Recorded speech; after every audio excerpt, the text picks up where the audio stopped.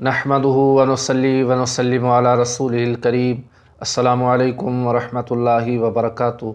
राय इस्लाम में तमाम दोस्तन की खुश आमदीद। प्यारा दोस्तों, अज बेहतरीन ऐं मुफ़ीद मालूमात खणी तव्हांजी खिदमत में हाज़िर थियो आहियां।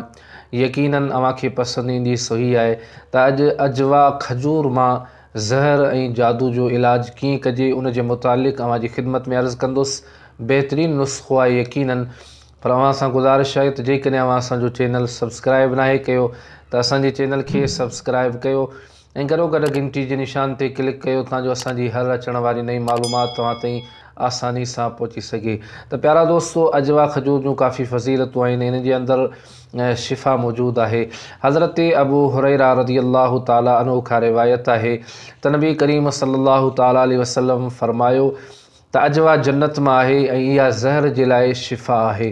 प्यारा दोस्तों, हज़रत साद बिन अबी वक़ास रज़ियल्लाहु ताला अन्हु खां रिवायत आहे त नबी करीम सल्लल्लाहु ताला अलैहि वसल्लम फरमायो त जेको शख़्स रोज़ानो सुबुह जो 7 अदद अजवा खजूर जा दाणा जेके आहिनि 7 दाणा खाई छॾे त उहो ॾींहुं पूरो उनखे उन ॾींहुं पूरो कंहिं ज़हर या जादू खां को बि नुक़सानु न पहुचंदो।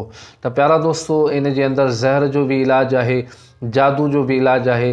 त जेको माण्हू सुबुह जो सवेर 7 दाणा अजवा खजूर जा खाई थो छॾे, यकीनन उहो पूरो ॾींहुं जादू खां या कंहिं बि क़िस्म जे ज़हर जी तकलीफ़ खां उहो माण्हू महफ़ूज़ रहे थो।